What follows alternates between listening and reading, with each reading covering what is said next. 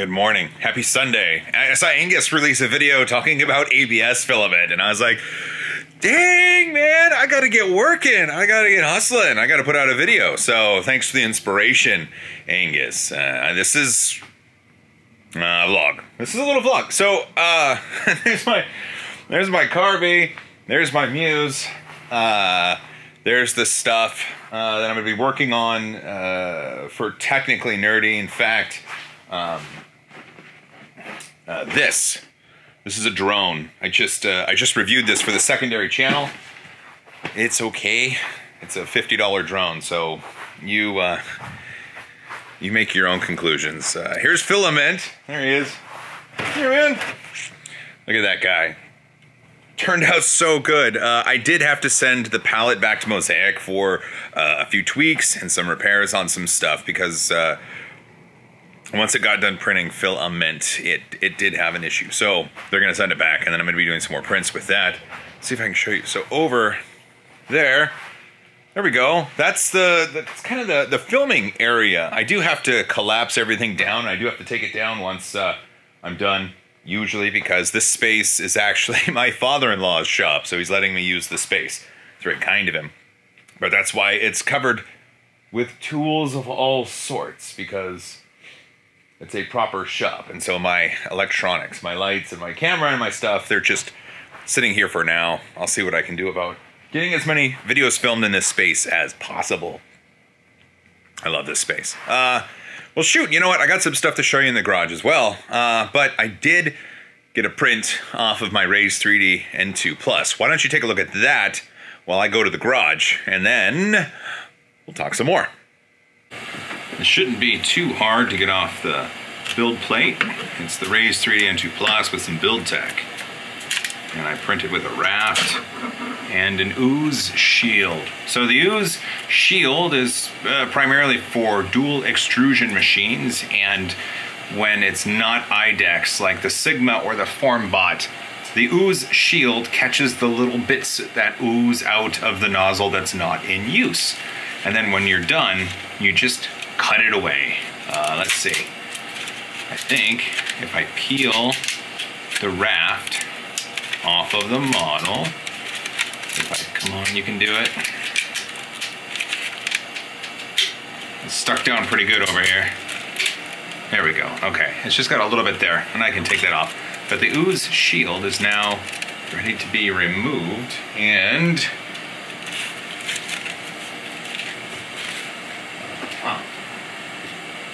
I've got my snips. Oh, here we go. Just need to cut up the side of the ooze shield, and it should reveal a model that looks great. Ooh, we can already see.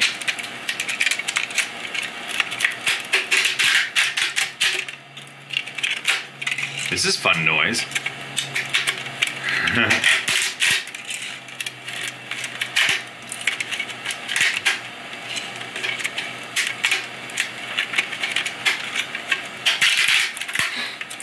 When the ooze shield is made, it's not, the nozzle isn't pushing the filament down, and it's not trying to make it adhere. It's just trying to clear a nozzle and get another one primed, and at that point, it's a single layer, it's a single perimeter at a time. It's super easy to peel away.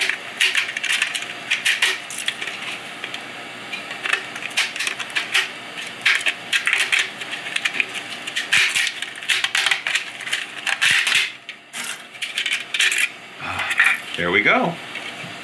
All right, let's take a look. So here is the model. It's made with red PLA and yellow PLA. And it looks like the ooze shield, for the most part, worked. There are instances of where ooze got through and made it to the model, but when you look at a side such as this, it's phenomenally clean, and you know that the ooze shield was doing its job. No, I started off with a gray PLA that was already in the nozzle, so this is cool. Now that you got it out of the ooze shield, you can do things like get the little bits of pieces of filament right off. So there's a little yellow one right there. I just take my chisel and I and try to get that off there. It does leave a little mark, but you can clean that up however you want. Oh well, it's something to do. So when you're doing dual extrusion, it's just one of the things you have to look out for. While the ooze shield is handy, it's not something you save unless you have a filament recycler, which unfortunately means waste, but it was there for a purpose. That Raise 3D N2 Plus is a wonderful printer. After sitting off for months with filament loaded, it just got right back up, started printing. It was awesome. Here, I've got, well, I kind of switched around the garage a little bit. I have a giant shelf of printers and such that I've been using, and it's been very valuable for me to do some things. I do, here, let me set the camera down. I do have a couple things I want to show you.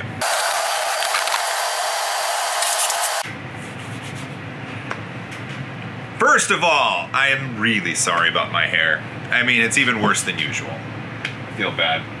I've been testing the MOARstruder over here, and I actually printed, look, here's a little one of those 3D kit bash ghosts.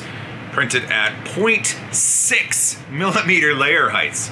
It's crazy. Let's see if it'll focus. There we go. Look at that. And when the filament lines run together, it looks like that, and it's well, it's hard to get them to come together. It's weird, right? The MOARstruder is something you're not going to be printing these fine little details with. The idea is to build something big and quick. So I printed a Lego block, and it's a very large Lego block. Not the largest, but very large.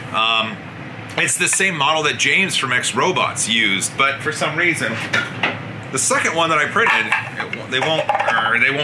they won't fit together. So I need to do some investigation on the model and figure out why they're not going together, because that would be awesome. I did print, it's gonna be like that. This is the Lego Master Sword, not Lego. Good morning, I haven't had my coffee. This is the Zelda Master Sword, and this was printed at 0.6 layer heights, but I think it turned out great. If you can look at those layers. I just wanted to see if it could, and the entire build plate full of Zelda sword took 17 hours, whereas on the Zortrax up here, the entire build plate was estimated to take 115 hours at 0.2 millimeters. So, the more detail, longer it takes, it makes sense. Oh yeah, and right here, look at this.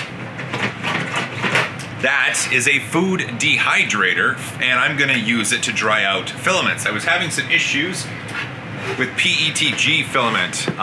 This is PETG on the Zortrax, and it's a little hairy. It's a lot hairy, and the problem was maybe there was some water or moisture in there. So I talked to Daniel Noré of 3D Benching OpenRC fame. He said, get a food dehydrator. That's what I use. And so I picked this up on Amazon. It's got the trays, and I'm gonna be making some beef jerky and drying some fruits, because why not? But I'm also going to be shoving filament in here. How cool is that? In fact, here's a roll of filament. You just like that. It's that easy. All right, so today is Sunday, and let's see, what do I need to do today? Today I need to clean up the shop. I need to get rid of some boxes. I need to put together the Lego, oh my goodness. I need to put together the Zelda sword. I need to investigate the Lego bricks as to why they're not fitting together. I need to prep the Formbot T-Rex 2 for an initial review. It should be interesting, to say the least. A lot of people have been asking me about my opinions on that, so that'll be good to get out there. Maybe I'll make some dried fruit today. I don't know. Look, I want to say thanks. I want to say a big, huge thank you to everybody who watches the channel, everybody who subscribes, everybody that supports me. It's huge, and it means more than I can express. So thank you so much. I'm going to get busy with my day. I still haven't had my coffee. I got to go get my coffee. Man, listen, all right. You guys all go be awesome. You guys all do wonderful things. I'm going to go get some coffee, and I'll see you later.